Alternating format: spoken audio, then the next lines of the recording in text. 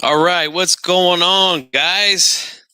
Thanks for coming back for another episode. This is number three, HCP number three, and you know, we get it in here, baby. As you guys saw over there on HCP, D Style and I had a little disagreement. We talked about it, and we uh, we disagreed. But at the end of the day, guess what? We don't hold grudges. We don't have beef. None of that. Difference of opinion is just a difference of opinion, man. That's all it is.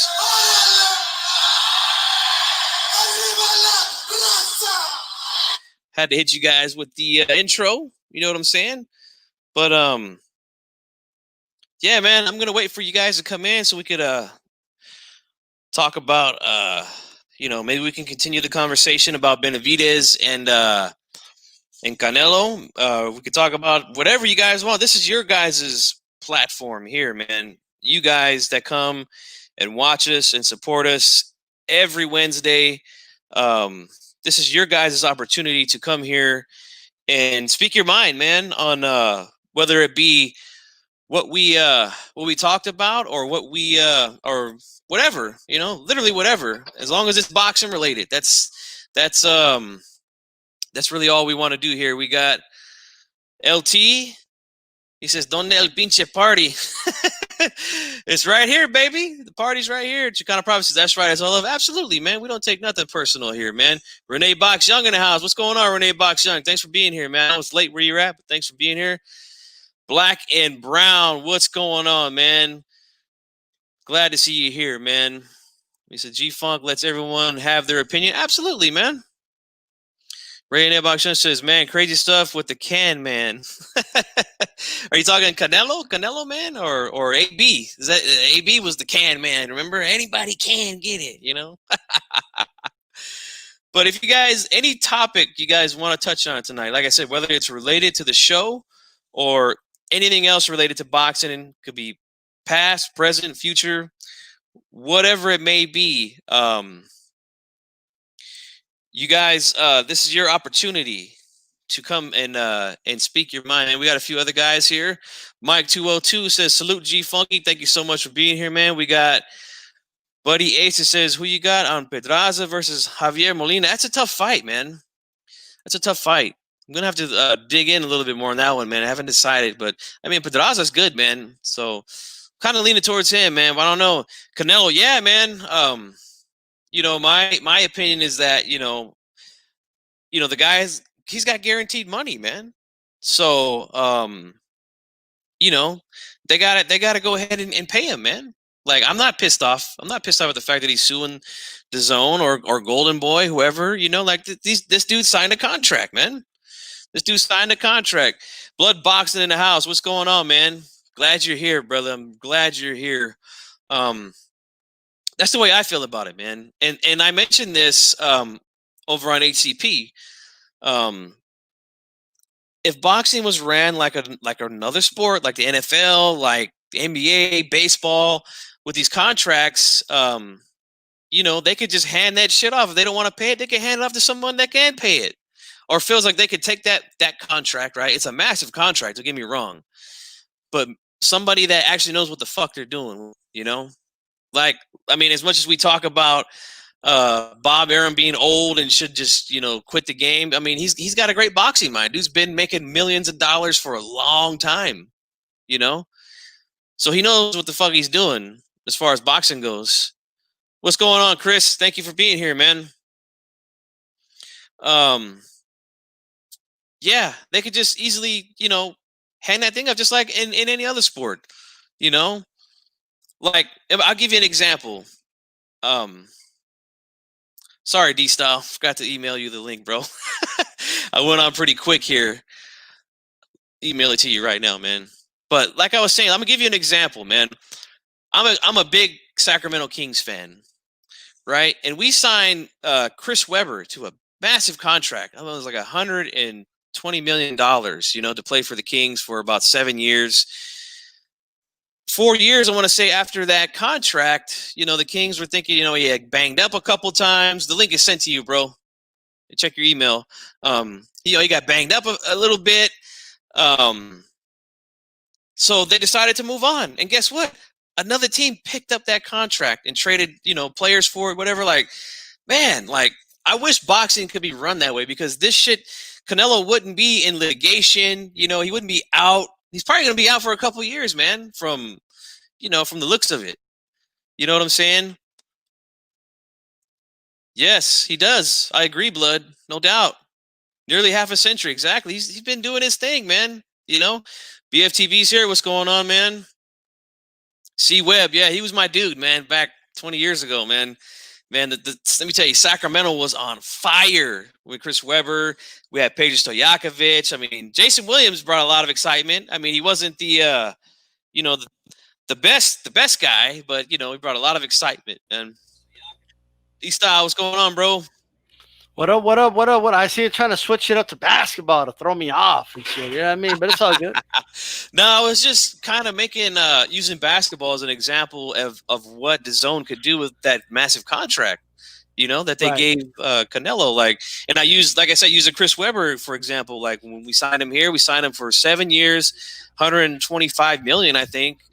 But he only played four of those 7 years here, and then we traded that contract off. That's a massive contract at the time, one of the biggest in the NBA. So I just wish that this sport was run like that, man. This way, Top Rank could pick it up, PBC could pick it up, whoever else is out there. I mean, who else? Main Events, whoever. I don't know who the fuck, But somebody that says, you know what? I know it's a massive contract, but guess what? I know what the fuck I'm doing here with boxing, I know what the hell I'm doing. I know how I can promote this guy. I know I could set him up with fights.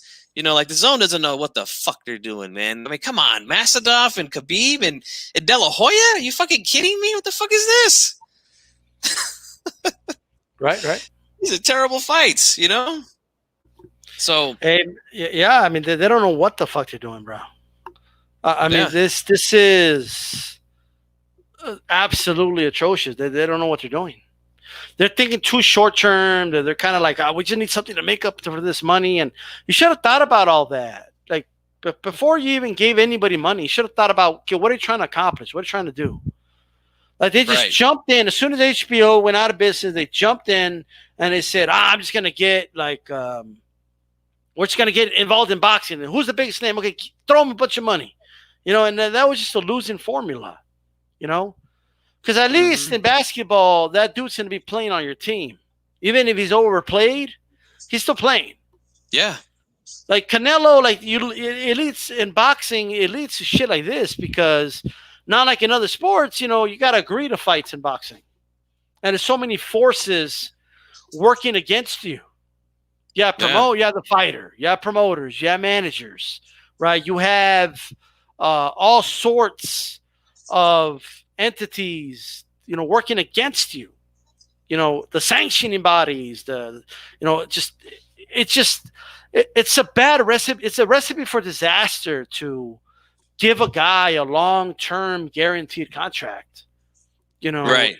What they should have done is work with Canelo for one fight to put your brand out there, and then, once in a while have Canelo on, you know what I mean? But they got a little, excited and thought as soon as they signed Canelo, people are just going to come in droves and sign up for the app. Well, that's not going to happen. Yeah. He's got to have dance partners at the end of the day still, I broke this down many times, dude. Like, look, the zone is only an app, right? So right off the bat, 40% of the country can't use it right off the bat. Mm-hmm. And then another 20, 30% don't have speeds adequate enough to use it. So you already have a very low market share of people that can actually use it, dude. I've always said, and I'll say it again, the problem with the zone is not that. And first of all, motherfuckers got 99 problems. But I'm just saying one of their main problems is not that it's an app, but that it's just an app. And you know what else is stupid? Like, the Eddie Hearn deal is stupid. Like, it would be perfect for them if people in the UK had to pay for the zone. Motherfucker in the UK telling us that it's a good deal, right? But those dudes got to pay Sky to watch those fucking fights that Eddie Hearn puts on. Right? Yeah. Sorry. Like, in some case, they couldn't even get the Breakers fight, I believe, on the zone. I mean, that's ridiculous, bro. So those dudes in the UK, well, you stupid Yanks. Like, we're like Mexican and shit, right? They'll be calling us Yanks. Yanks. You stupid Yanks. Don't you see that Eddie Hearn is giving you a good deal? Like, motherfuckers, you ain't paying for the fucking app. You're not watching it through the app, motherfucker. Who the fuck are you to tell me? Like, show and prove. Right? But what's stupid about the deal, right, with Eddie Hearn is that Eddie Hearn is double dipping on their ass, bro. He's getting money from Sky. Like, I'll give him this. Dude's a motherfucking hustler, bro. Like, he's pocketing money like a motherfucker, right? But he's double dipping. He's getting money from Sky in the UK for cards that are hot in the UK, but not hot here. But then the zone is paying him like hot money. You know? The zone should have been like, yo, you know what? Like, we want the fights in the US and the UK. We want to broadcast this shit to the whole fucking world, motherfucker. You know? That's the other thing the zone did. Why wouldn't you, like, have the rights to Canelo fights in Mexico? Are you all stupid? Maybe Canelo has a long-term deal already. Because dude gets like 20, 30 million people to watch his fucking fights, bro. But I got to hear stupid UFC fans. Okay, I want to talk about the UFC. I know we're all over the place, but in a little bit, just remind me. Yeah. But, like, what are we doing here? You know what I mean? Like, it's the whole thing's stupid, bro.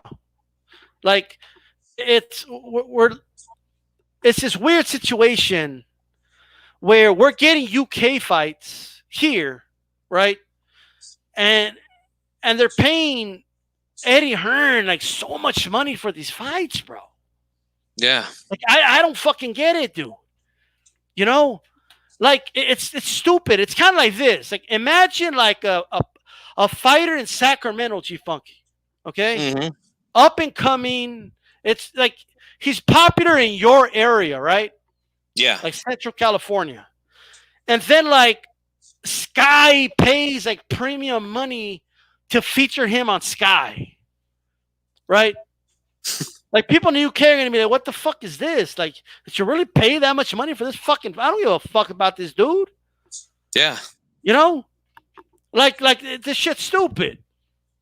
It's keeping it real. 100. No, that's there's nothing wrong with that, man. They got... And I agree with you, BFTV. Nobody forced them to do that. So they got to pay the man.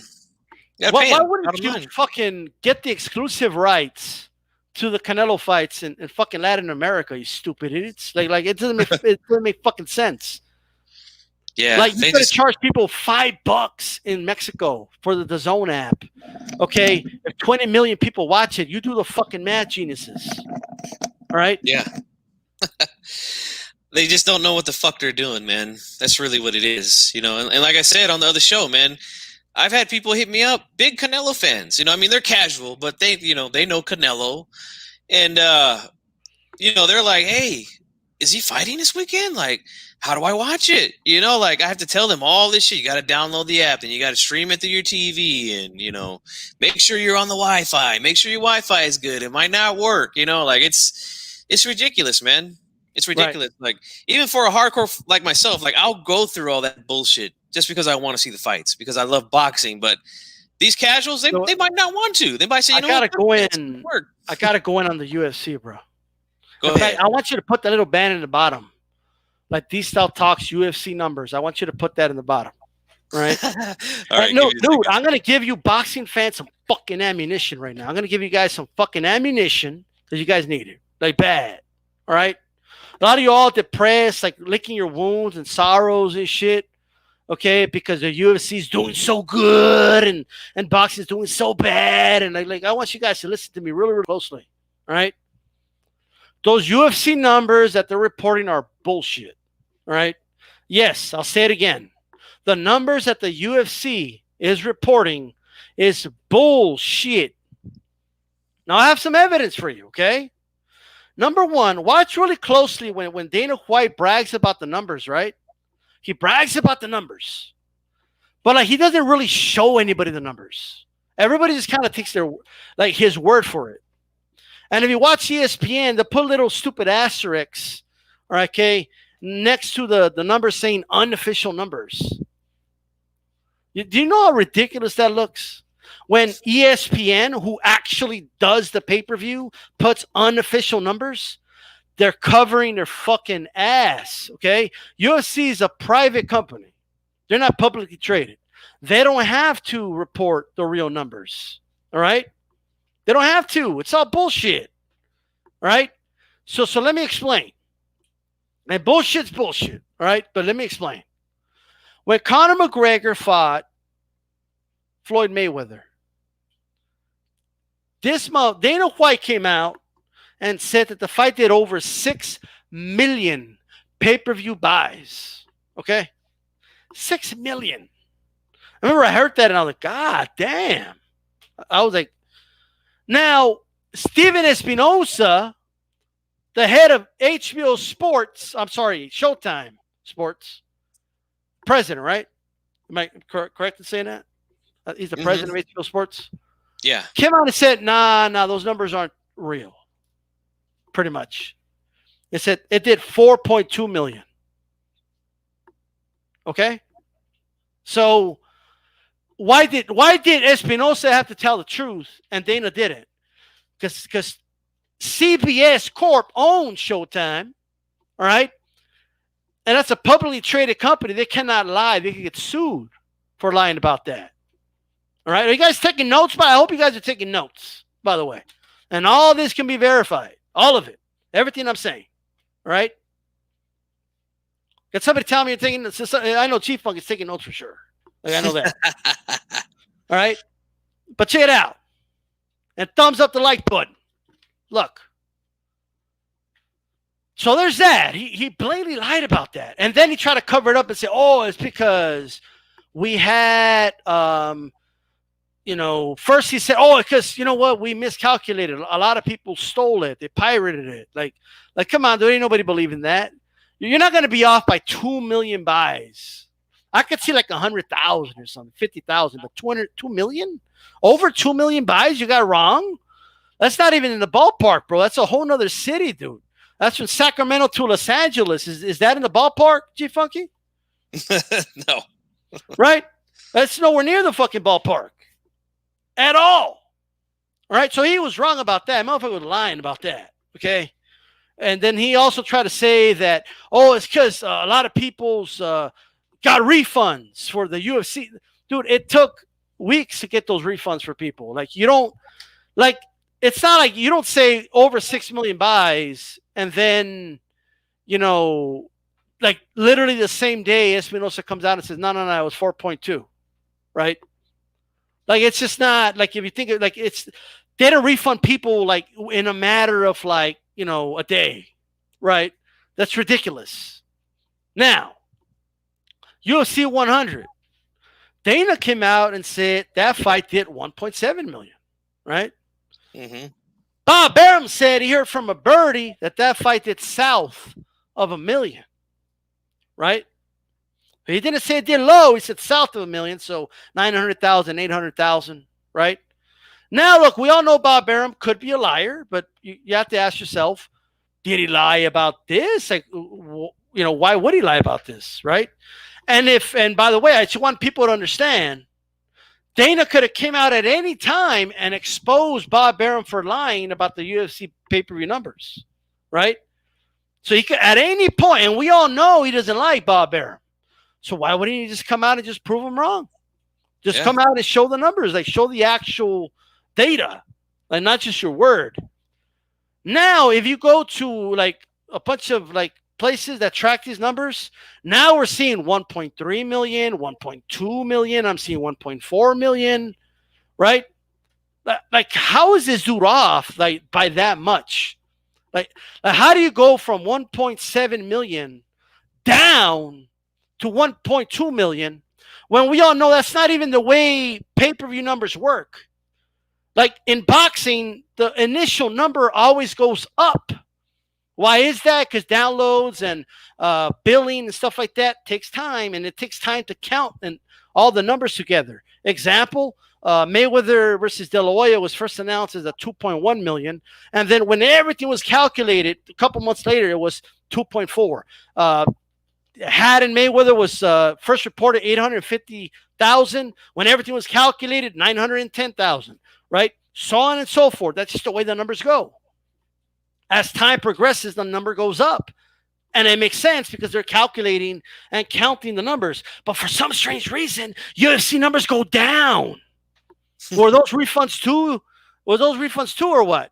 And I also know their line because they said that Diaz versus, get this, he said that Diaz versus McGregor did 1.5 million, and they say that broke the record, right?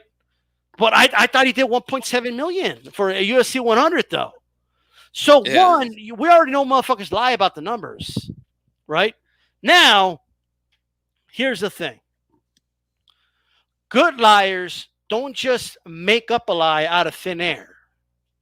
They stretch the truth. So I'm about to break it down for you. Okay, you guys ready for this one? All right.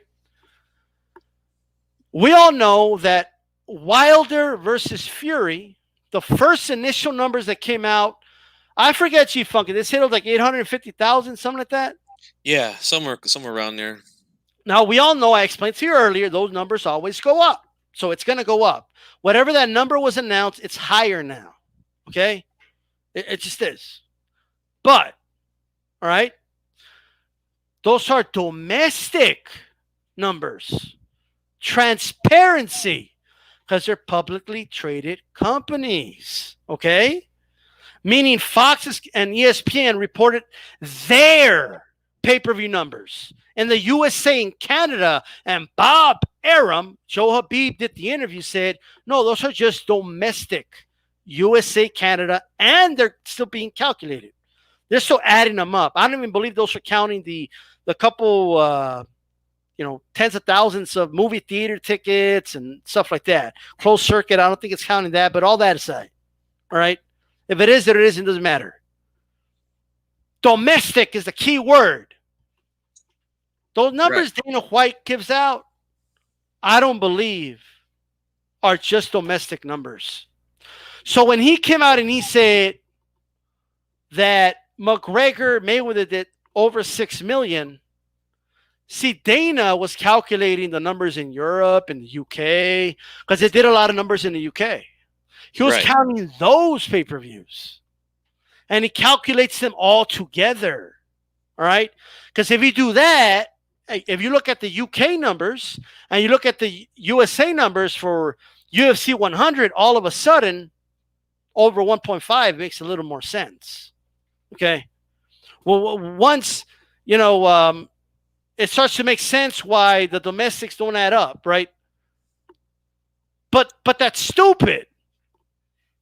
Calculating it that way is stupid. Let me tell you why. Oh, but these style. What counts is the total, right? Well, there's some discrepancies with that. Number one, boxing pay-per-views, first of all, are usually about $10 to $20 more than UFC pay-per-views. Now, I'm not bragging about that. That's our money. We have to pay more for it. It is what it is, okay?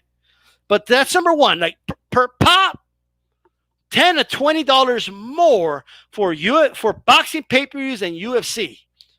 You know what that tells you? If you look at the revenue, for every, 7 buys in a boxing pay-per-view, it's like you're adding an extra pay-per-view that the UFC doesn't have. But let's not go that route, though, right?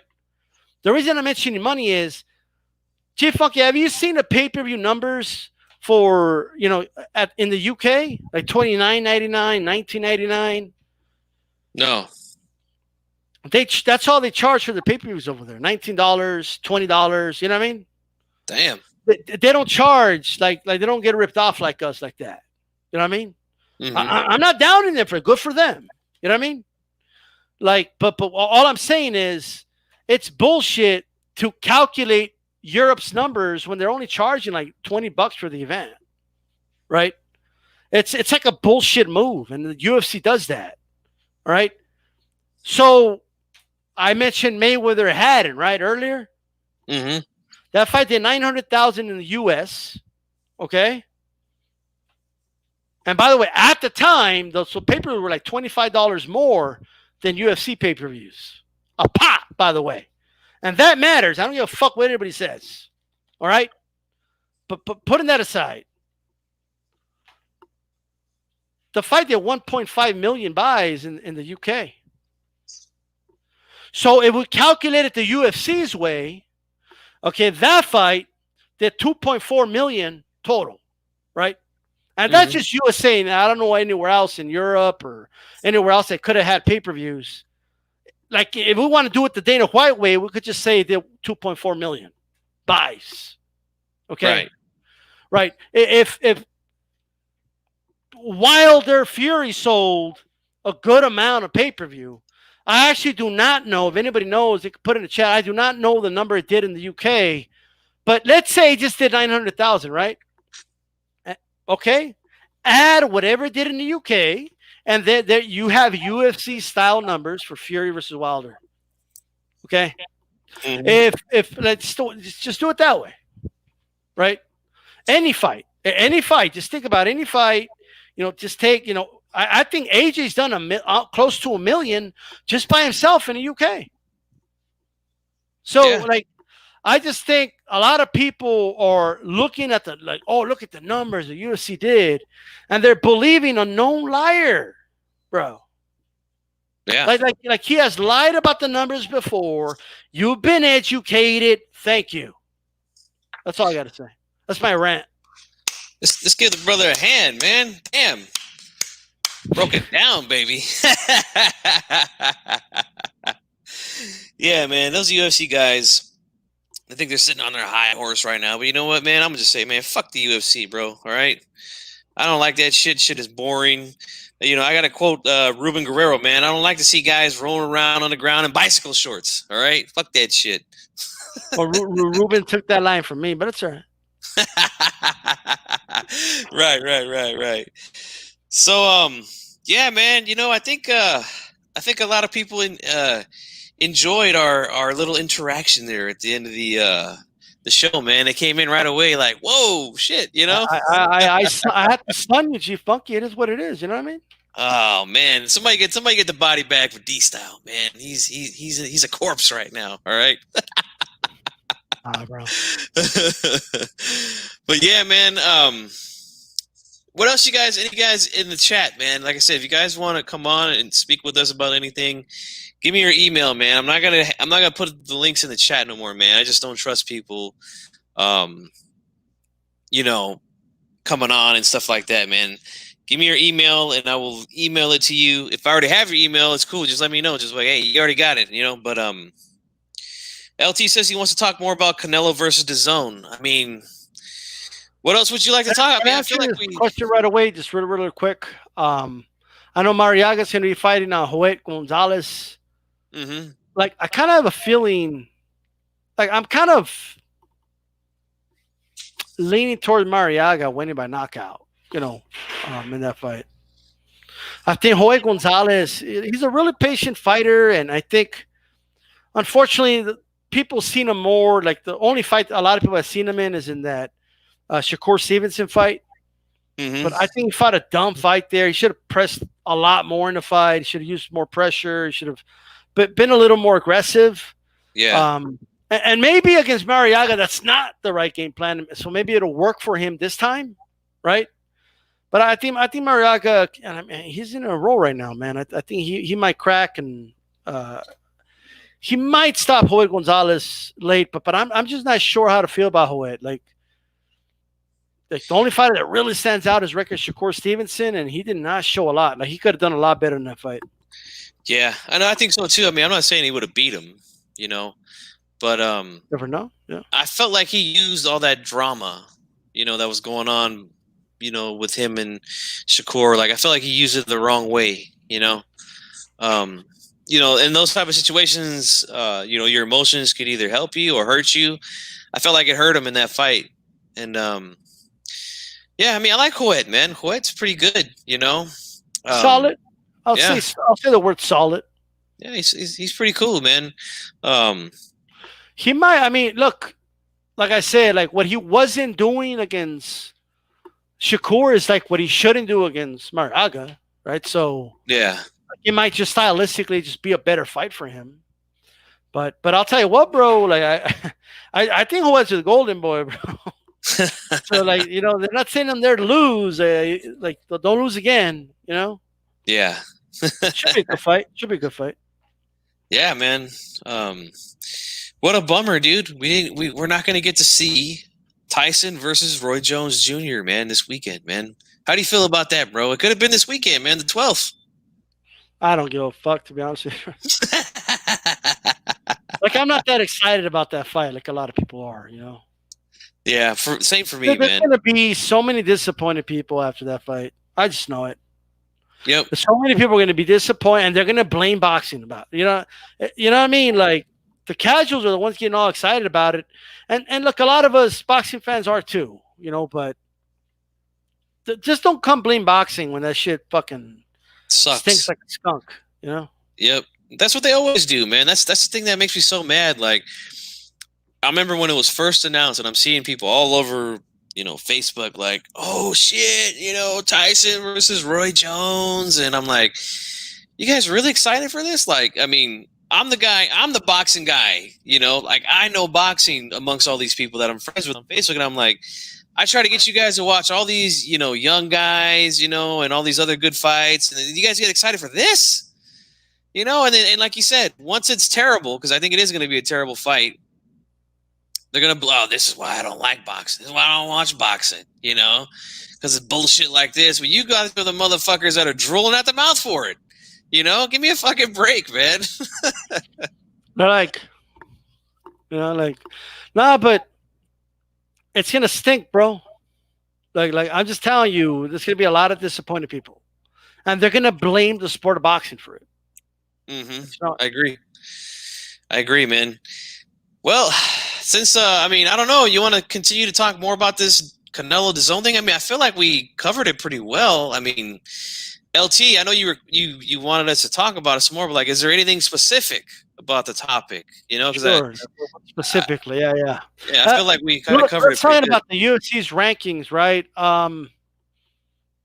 Look, boxing's rankings are horrible, right? It's not real. It's Martinez is ranked like 6 in the WBA right now. I don't know what the fuck to say to that, but so boxing doesn't have any room to criticize UFC's rankings. So I want to just let that be known. But,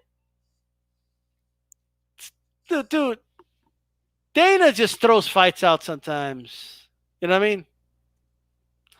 That he'll throw like the number 7 guy against the champion sometimes out of nowhere, like for no reason. Like, I don't know. Mm-hmm. Good comment here by Buddy Yates. It says Shakur is a southpaw. I think that was for Huet, and Stevenson is Olympian. Miguel is orthodox, so I think it will be a better fight for Huet. I mean, yeah, southpaw for sure. Yeah, southpaws can be a pain in the ass, but like I felt like with Stevenson, he was too patient when like he's already beating you to the punch, so you got to like do something different, Yeah, you got to put more heat on him for sure, right, man. But for a guy like Mariaga who's going to come at him, he's going to do half the work for Huet, Mm-hmm. But we'll see, man. That Mariaga could crack. You know what I mean? Should be a decent fight. I'll talk a little bit about this. Blood mentioned something earlier when I was talking about how I think boxing should be ran like other sports, like other major sports. Mm-hmm. And he said that he feels like, I'm paraphrasing, I can't remember it, man. I got a bad short-term memory, but he said something. You could correct me if I'm wrong, too, Blood. But I think he said he'd rather see it like tennis or golf, like how those are individual sports, and tournament-based, basically, instead of just playing regular season games like, NFL and NBA. So what do you think, man? Well, here's the thing, right? First of all, a combat sport is going to move slower than tennis, right? Or golf, because guys are taking damage and they need to go recover from that damage, right? Mm-hmm. And then the variables of damage vary. So, It's going to be hard to do that, to be honest. You know what I mean? What boxing needs to do is what they've kind of already shown they could do is have single elimination tournaments, which proves that might be what he means, you know. Yeah. But like the World Series of Boxing or whatever they call it, you know, is that what they call it? Yeah. Yeah, because I confused that one with the amateur one. Like the World Boxing Series Super or something. Series. Yeah. I confuse those two, but the one that they fight for the Ali Trophy, I think that's the way to go about it. You know what I mean? Because we can do it like they've done it before. You know, just get 8 guys and do a tournament. You know what I mean? Yeah. But it's just hard to do, man. It's hard to. There's so many promoters, but but they shown they could do it though. You know, so that's why it irritates the hell out of me when I hear guys saying, "Well, this fight can't be made because he's under this banner." Look, man, we've seen fucking cross promoting, man. I mean, look, the biggest fight this year was Wilder Fury. That's PBC and that's fucking Top Rank, man. Don't give me that shit. These guys can make these fucking fights, man. They just don't want to, man. Blood says, let's see. That's true. I want to turn. Yes, I want to turn. I'm right there with you, man. I would love to see more tournaments in the divisions. Can I say something? Go ahead. Hey, YouTube, fuck you, okay? They gave me another copyright strike, bro, for the show I just did. You gotta be fucking kidding me, bro. Like, you can't keep coming at people doing it the honest way, bro. Like, I'm not doing anything wrong on my shows, bro. You know what I mean? Yeah. Like, it's just getting on my fucking nerves, you know? Like, I don't know what they want, but if they demonetize, I don't give a fuck if they demonetize me. You know what I mean? Like, you're not going to stop me doing what I'm doing. You know? It's so stupid, man. Like, I see other channels that have things on there that should be copyrighted. They get away with it. They get thousands of views, and like, that's why I'm scared to like show my my musical side here. You know, like, I mean, I'm not going to play no original music because people don't know my original music, but you know, if I was to cover somebody's music, guess what? I'm gonna risk at a copyright strike too. You know, so I mean, I can't stand it, man. It's bullshit, bro. Sorry. Yeah, we got big homie Coop in the house. Hey, thanks for joining us, man. We appreciate it. D-Lo 404 Boxing says, I think the Super 6 format is great because even when you lose, you are in another tough fight next. Look, theoretically, I agree. But man, was that thing a disaster? Like, I know, people pulling out and shit. Yeah, like it was like Taylor got knocked the fuck out, and then they expected him to fight Ward like right after that. Like, of course he pulled out. You know what I mean? Like, he's like, I'm out. Like, so yeah, a lot of dudes pulled out, and then like Glenn Johnson came in at the end, bro. Like, you know what I mean? Like Dickstown. You know what I mean? Dude just shows up. Like all these, like Ward and Frotch been fighting all these dudes, and Glenn Johnson just shows up and like he fights Frotch and shit. Like, whoa, yeah. You know what I mean? Like, so he gets to fight in the semi just like that. Like, I don't know about that. You know what I mean? That's my opinion, but yeah, you know, I think that was a good movie, by the way. Dickstown, love that movie. Oh yeah, classic movie, man. Classic movie. I think the reason why, you know, it's obvious, the reason why the amateurs can get away with so many tournaments is because they just don't fight as many rounds. You know, they have the headgear and stuff like that. So it would be difficult to do it with boxing because, like you said, the punishment, you know. But man, would I love to fucking see that, you know, because then we would know guys won't have the opportunity to just skip over the playoffs and go straight to the Super Bowl like they do nowadays, you know. Like, we won't see that nonsense, man. You know, we'll see these guys actually have to put in some work to get a shot, you know, to earn that right to say, yeah, I am the best in this division.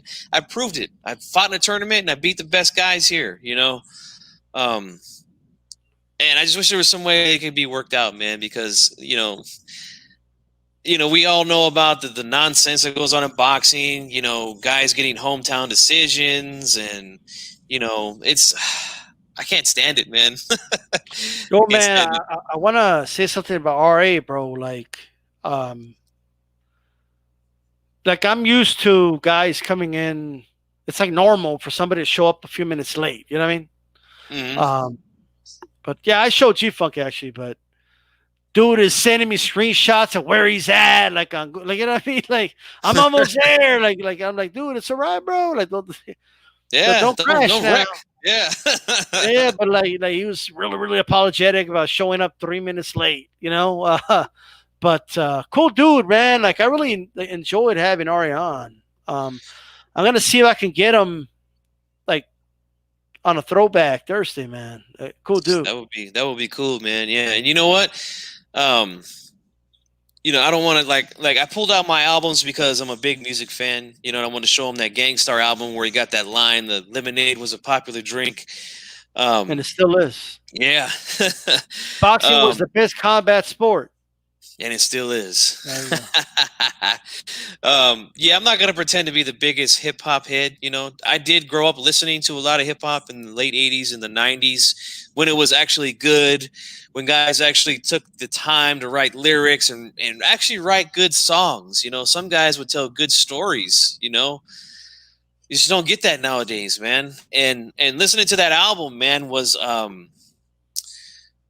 it was a breath of fresh air for me, man, because I really haven't been paying attention to hip hop for the last 20 years, man. I got to say, it's been hard, man. It's been hard, especially me being a musician. I listen to a lot of other genres of music, and hip hop kind of takes a backseat for me because there's just not a lot of instruments. It's more just like lyrics.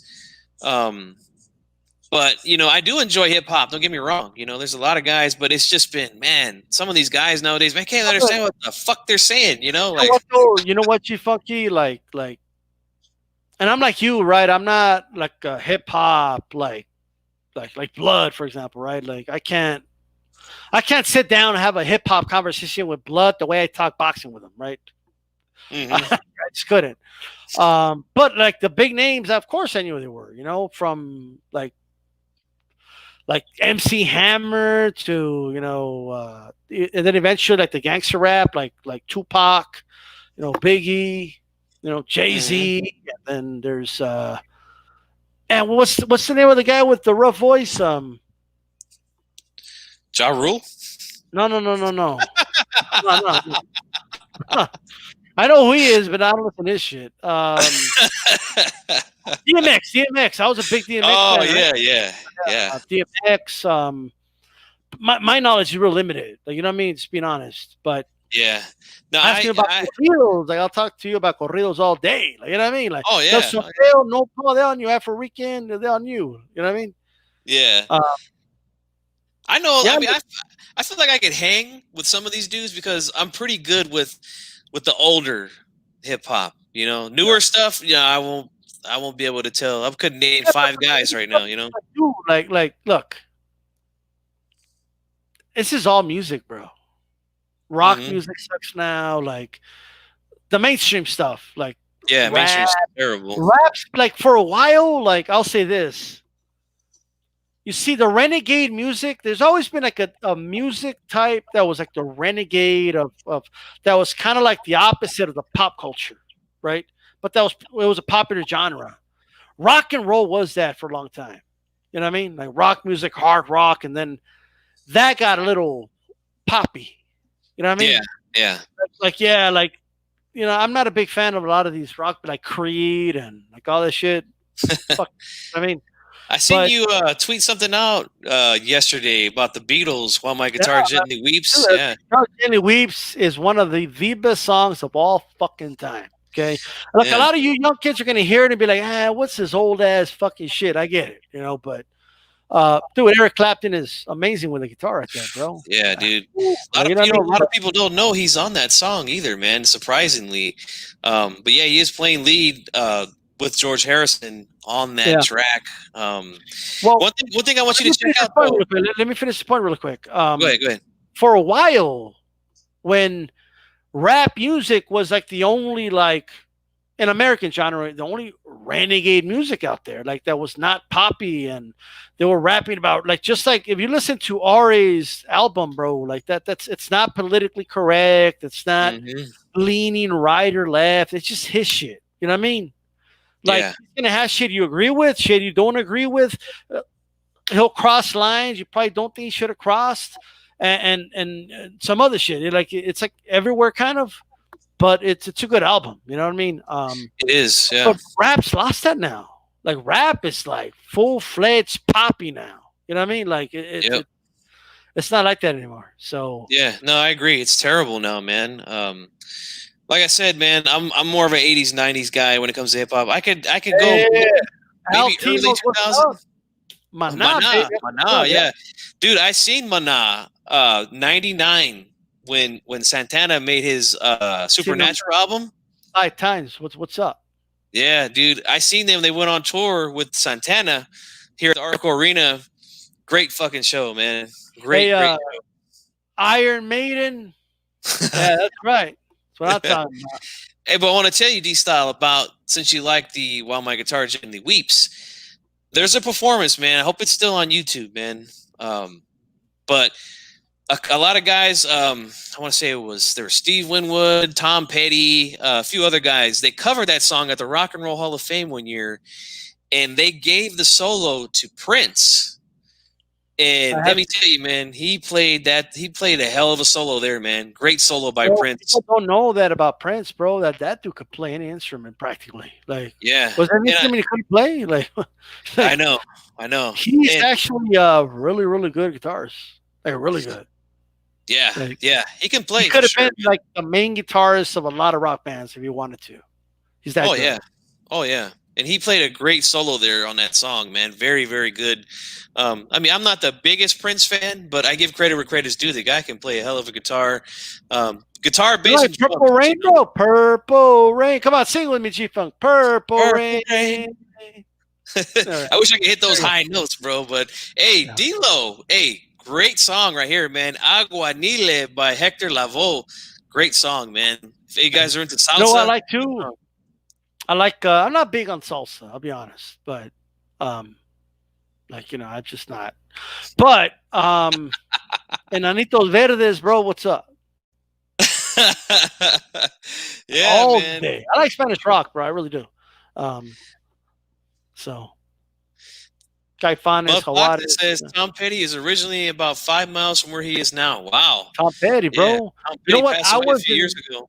I went to Seattle for the Pearl Jam concert. To get to see him in Seattle was awesome, bro. And he actually, that was a couple just shortly after Tom Petty passed away, and he sang he sang a couple Tom Petty songs. You know what I mean? And it was all acoustic. You know? Yeah. And you could see it's not candles anymore, but everyone had like their cell phones. You could see the whole. I saw the video. I should probably put it up one day. Yeah, that'd be badass, dude. Yeah. I want to get your opinion, man. Not to go off topic. I know it's a boxing show, guys, but hey, it's uncensored here. Let's do it. D-Style's a big Metallica fan. What is your opinion on the S&M album that they came out with about 20 years ago? I love it, bro. Look, that's a great album. Yeah. Okay, not all the songs, but "Hero of the Day" on S&M is fucking bad. Ooh, yeah.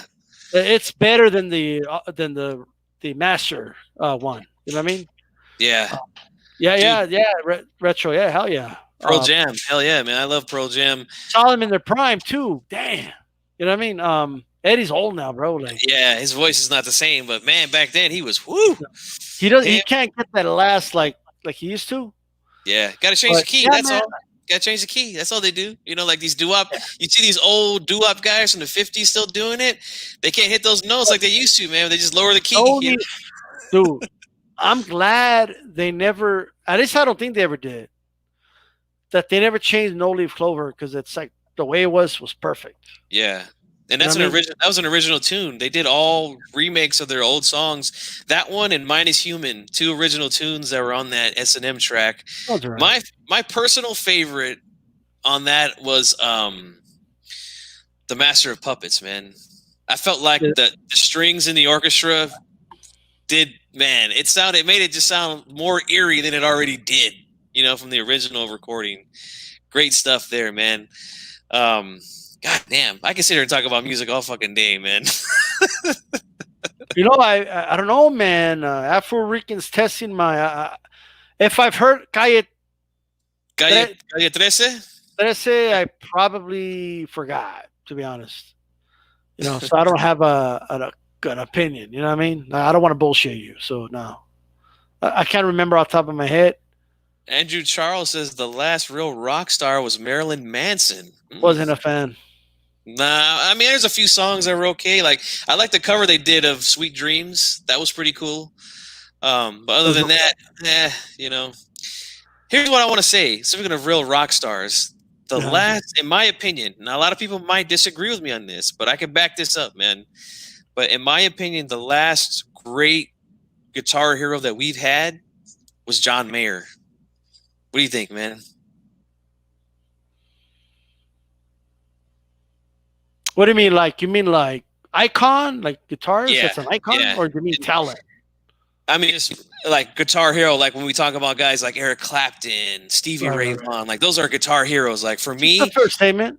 Yeah, he's the last one because he had. I mean, the guy's an amazing guitar player. I know a lot of people here is like, your body is a wonderland and all that shit. Those are pop hits. Right. But the guy can play. Derek Trucks is good, bro. Like he might not be popular, and like, you know what I mean, but he's a good guitarist. Yeah, there's a few guys that I can name that are kind of, I guess you could call underground guitarists. But like I said, I don't want to dig too. You know what makes a good guitarist? I mean, first of all, I'm over here talking like I don't even play guitar, but this is my opinion. This is my opinion. Yeah. From someone who listens. When they play the first few notes and you know who the fuck they are. It doesn't matter who they're playing with. It doesn't matter where it's at. Like, like, oh, that's Carlos Santana. You know what I mean? That's Jimi Hendrix. Like you just know. Yeah. To me, that's what makes a great guitarist. Yeah, that's a great way to look at it, man. For me, being a musician, like right away when I hear guys, it's tone. Different guitars have different tones. Every guitar player has a different tone that they construct on their own. But for me, I could always tell the guys because like you mentioned, like Santana, like I always know it's him, not just because of the sound of his guitar, but because of the scales that he plays. He loves to play the Dorian scale. Hendrix loves the Mixolydian scale. Like, I mean, these guys are just geniuses, man. Geniuses. Andrew Charles says, like all that, I couldn't tell you guys all that, Yeah. Stevie Ray Vaughan, Guitar God. My favorite Stevie song is the Voodoo Child cover. Stevie's great, bro. And then they did him wrong, booing him with the national anthem too, bro. I don't know what the fuck those people were thinking, but hey. Well, he played a slide rendition. That's why, man. And they were expecting him to shred it like some other guys did. I thought it was still good though. To be honest with you, I thought it was still really good. Right. Blood says Hendrix was way ahead of his man. That guy was unbelievable, man. Bro, Hendrix is the guy that got me to play guitar. I had a choice, man, because I grew up in a family of musicians. I had like 4 or 5 family members that played instruments. So I had my choice. I wanted to play either saxophone or guitar, but it was when I seen Hendrix play at Woodstock, man. That just automatically right there, dude. I memorized that dude's like solos in my head, bro. Oh, for real, like yeah. I have them like I could do the whole song in my head, like every little, like it's crazy. Yeah. Yeah, Voodoo Child is one of my favorite songs ever. Great stuff. Amazing guitarist, man, and just amazing musician all around. He could play multiple instruments too.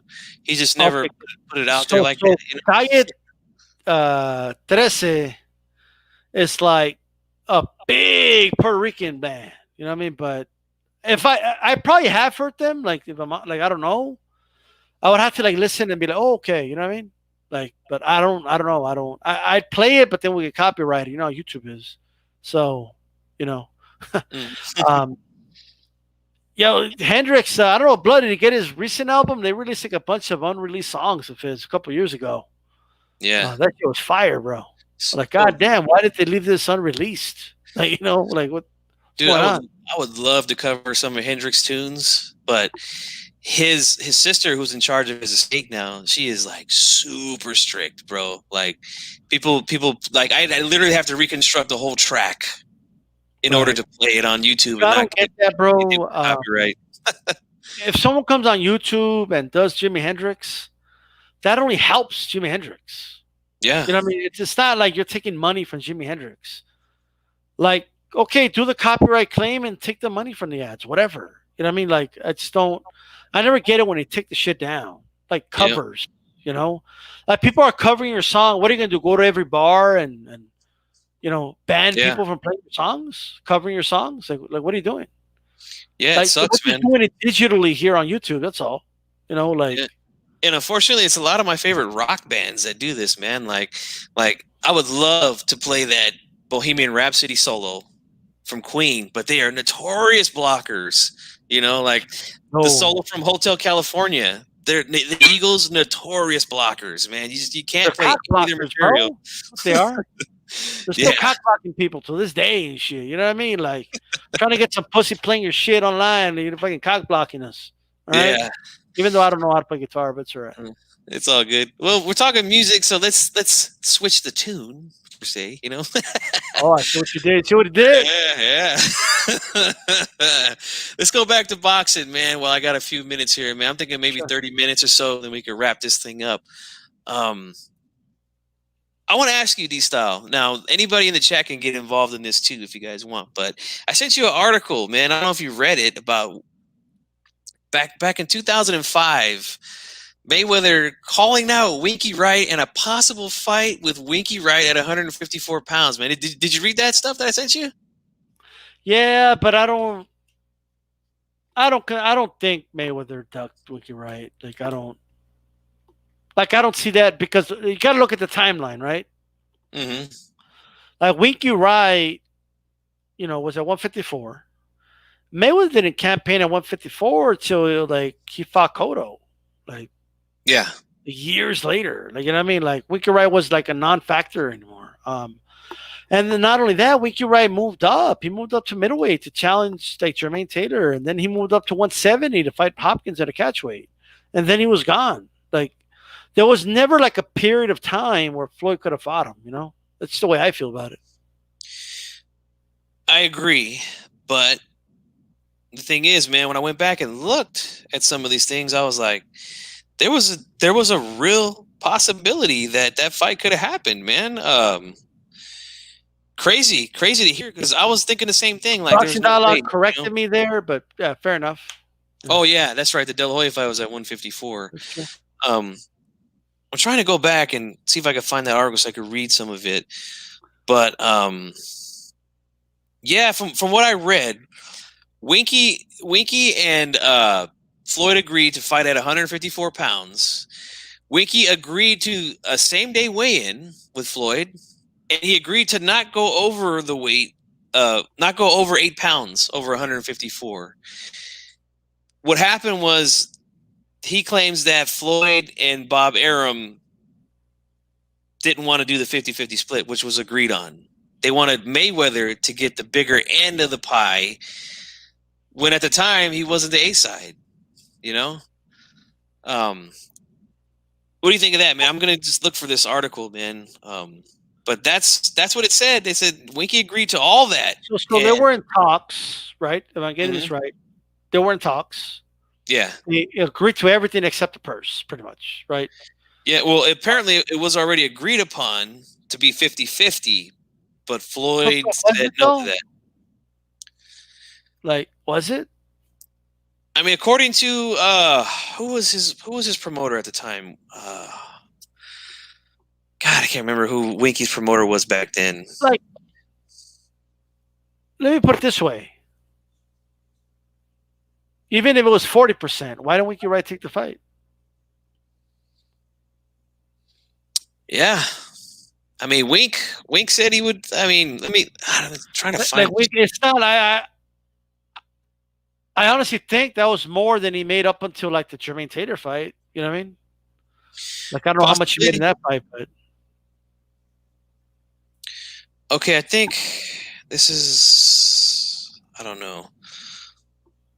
Man, I wish I kept this stuff, man. I got to start taking screenshots of these things, but yeah, he was agreed. I mean, look, obviously everything, how can I put it? The argument does change depending on the standard. Standard is everything, right? Mm-hmm. So Blood says, if he wanted to be great and compared to Sugar Ray Robinson, he would have right on his record, right? Yeah. On the Robinson standard, yes, of course. You know what I mean? But on a regular standard, which is not Robinson, right? That's way down here. Yeah. Like I don't see it as a duck. Like, you know what I mean? That's just the way I see it. I found the article here from July 21st, 2005 by Steve Kim. Promoters Gary Shaw and Bob Arum were in Beverly Hills on Tuesday afternoon to officially announce the October 8th match between Diego Corrales and Jose Luis Castillo. But as that deal was finalized, a proposed November 12th bout between Winky Wright and Floyd Mayweather fell apart as the two met in Beverly Hills. Shaw stated that money was the reason why the bout between the two prior prize fighters, or premier prize fighters in the world, would not be taking place. He said, "I thought we had a deal. I spoke with Don King. King was on board. Jim Wilkes was on board. Winky Wright was on board. We agreed to 154 pounds. We agreed to another morning weight because they were concerned about the weight. Winky gained more than 8 pounds above 154. With all of Winky's representatives, including King, who holds the option on Winky after his victory over Felix Tito Trinidad in May, in agreement, Shaw thought he would be signing contracts by the end of the week. When I was in Arum's office, he talked about different splits," recalled Shaw, who said at the time the numbers he was told different from the ones he had agreed to. "I started to yell and I said, it's got to be 50-50, he said. All right. Why are you yelling?" I guess they had a verbal altercation about the money there, and that's ultimately what happened there, was that it fell apart. Wow.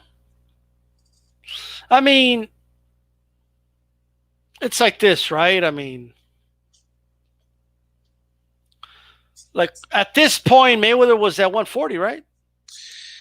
I believe so, yes. He's campaigning at 140. Can we get a check on that? Yeah, I think it was, he ended up fighting Sharmba Mitchell on that date instead of Winky, Floyd Mayweather. There's the link, Chain with Ice, if you want to read that, bro. I only read the first couple paragraphs, but the link is there to that article. I'm trying to find the article where Floyd was talking all kind of smoke with Winky. That was pretty funny. Some of the things he was saying. It sounds familiar, bro. It's kind of like the Haney Russell thing. You know what I mean? Mm-hmm. Like 2 weight classes apart, and you know what I mean. They're going back and forth, but I don't know, man.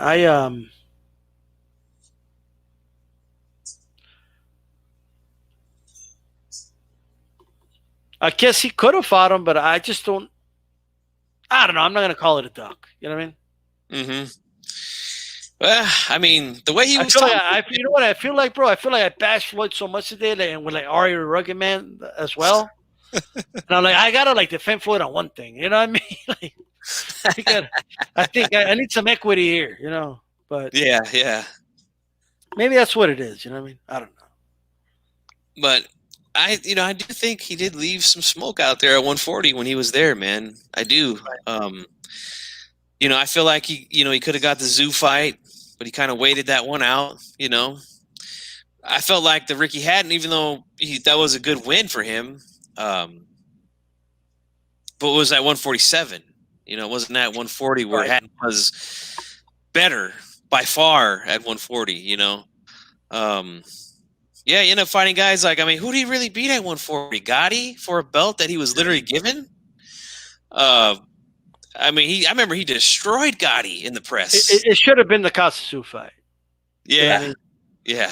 I think that would have looked nice on Floyd's resume. And I think he would have beaten good Casasu. No guarantee, but, Mm-hmm. It might have been a tough fight like the Castillo fight, but. Yeah. And Zoo had fucking great timing on that right hand of his, man. He had Zab Judah crip walking when he landed that right hand. Yeah. But man, I just can't find this damn article of when it all started, because somebody had asked him, or I don't know if it was Winky or who, started it. But the article kind of cleared it up. and now I can't find it. And Blood, I don't know. I'm hearing that it is a done deal, but I don't know. Mm-hmm. Yeah, I know. Same for me. I'm not a big fan of the fight, man. I got to be honest. I feel like it does nothing for Haney to beat a smaller Gary Russell, who's very inactive. I feel like he should try to fight another lightweight. But boxing, man, it is what it is. Yep. I wish I could find this article, man. I'm sorry, guys. I should have had it already. Robert could go over next week or something. It's not a big deal. Yeah, let's see. Boxing Dialogue says Floyd versus Cotto in 2007, 2008 would have been a hell of a match. Absolutely. 2006, I think it could have happened. They were both at 140. They were both promoted by Top Rank, if I'm not mistaken. Shane with Ice says Mayweather should have fought Sergio Martinez after Canelo instead of Maidana, making him a 6th division champion. Man, that would have been a tough fight, man, for him. That would have been a real tough fight for Floyd. Hell yeah. God, I just don't know why I can't find this article now, man. It's really irritating me now.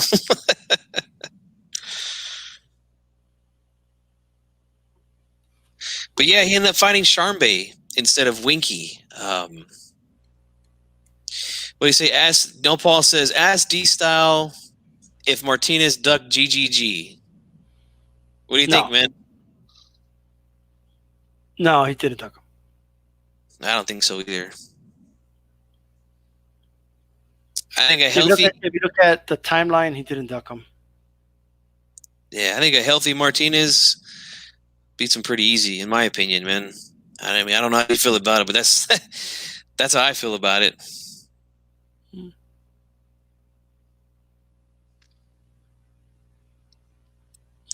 But man, I think Floyd Mayweather versus Winky. Who do you think wins, man? If that thing really happens, or really happens? I think Floyd would have won because Winky, will be shelled up a little too much, I think. Mm-hmm. And not as fast on his feet like Floyd. Okay, I found it. So this is again from July of 2005, according to BoxingTalk.com. The title is Mayweather bashes Winky Wright, Bernard Hopkins, and Zab Judah. So let me copy this, and I'll put it in the chat for you guys. If you guys want to check that out too, you can check that out. I feel like it's a good conversation, man. I mean, I know that the fight will never happen now, but I mean, I'm just going to skim through this, man. So basically what we have here is the guy asks him about Winky. Let's see. See, one thing about me is that no, that's not it. Okay, so the guy basically is saying, Winky doesn't sound like he's taking you seriously I guess he called him out. He says, Floyd Mayweather says, and this guy has no chance to beat me with just a jab. Listen to me. I turn non-believers into believers. Many great fighters have made big jumps in weight. The only difference with me is I'm making the jump a lot quicker. Mark my words, I will beat Winky Wright. A lazy, flat-footed, one-handed fighter like Winky Wright could never beat me. Things he must do is step his game up. Someone like me who moves his head and gets on his pivot. He can't stay in that peekaboo like I'm Trinidad or something. Trinidad was dependent on his power. All he looked for was big punches. I'm looking to score, be smart when I do it.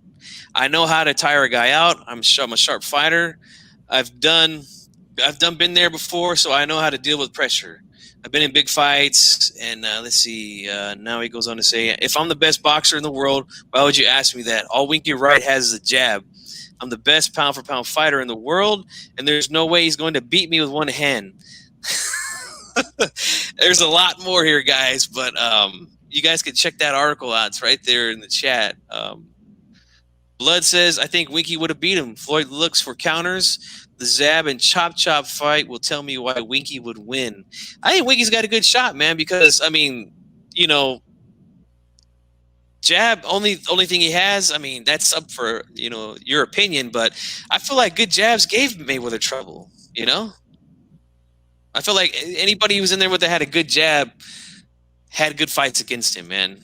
Like De La Hoya was able to land his jab pretty well against Floyd. Shane was able to land some jabs early while he was setting up those big right hands. Zab Judah, you know. So I mean, plus the size, man. I don't know. He goes on to say here at some point that, you know, Winky hasn't knocked anybody out, so, you know, he doesn't think he could hurt him. You know, what do you think of that? No, he could hurt him. Of course he can, but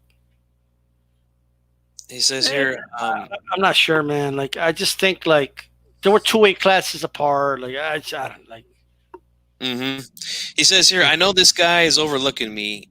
I got nothing but love for Winky. He's my friend, but this is business. I'm in it to win it, and you can mark my words. So the guy asked him, you know, that peekaboo defense is one tight turtle shell he's got there. I think to beat a guy like Winky, you'd have to throw more than 75 punches per round. Do you feel the same way? And that's when he goes on to say, you know, all he has is a jab. And and I'll make sure you tell the fans that I called you up to wake you up for this interview. How is this guy going to knock me out when he hasn't knocked anyone out in 6 years? He ain't beating me with no jab. Count on that. Man, that's some good stuff there, man. We got a few comments here. Blood says some think Oscar won. Chain with Ice says Winky versus a prime Andre Ward. Who wins? Ooh, man, that's a good fight. I would roll with Andre Ward, though. Personally, I would pick him in a tough fight, though, man. And because I think it would go to decision, and Winky always came up short on the decisions, you know. Floyd didn't KO anyone for a decade. Right, Blood. I'm with you, man. But basically what I wanted to do here was just open up a can of worms with this article. I hope that you guys check those out. You know, you could always come back when this thing goes, you know, to archive and read that stuff. You got to roll out, D-Style? Yeah, I got to get going, bro. Yeah, no sweat, man. It was good stuff tonight, man. You know, I think the guys really enjoyed it, you know? Yeah. All right, bro. I'm out. Peace. All right, man. Let's see. Nopal agrees. Andre Ward, of course. Blood Boxing says Andre Ward as well. Yeah, I think so, man. I mean, not that Winky wouldn't give him a good fight, but you know, I think he would outpoint Winky. I don't know, man. I mean, to me, the only guys that really had good success against Wright was you know, guys that threw a lot of punches, like fucking Paul Williams, you know? I mean, I know Winky was pretty much done at that point, but I mean, you know, he made Winky put those earmuffs on all night, you know, with just his activity, you know? It's a tough fight for Floyd, man. I don't think it would have been as easy as he thought, you know? Definitely. You know, I think he went on to say something about, in that same article, about, you know, well, his only good wins are against Bronco and Trinidad. And then the guy asked him, like, well, what about the Vargas win? He goes, well, he lost that fight. But we all know, you know, there's no way Vargas won that fight, man. I felt Winky clearly won that fight. You know what I'm saying? Right. I mean, Wink's not unbeatable, man. I think it's a tough fight, though, for Floyd, man. But, you know, like I said, man, I wanted to open up a can of worms with that one, man. We could talk about that next week on Uncensored here, man. But I'm going to wrap this thing up, too, man. It's getting late here. It's almost 10 p.m. Wrap it up, man. I thank you guys for joining me, man. It's always good to see you guys here, man. Appreciate it. Make sure you hit that like button and subscribe if you're not subscribed, if you're catching this after the live is over. We'll talk a little bit more about a possible matchup that could have happened with Floyd Mayweather versus Winky Wright, man. So thanks a lot, guys. I appreciate it. But I'm going to end this thing, man. This is G-Funk Boxing.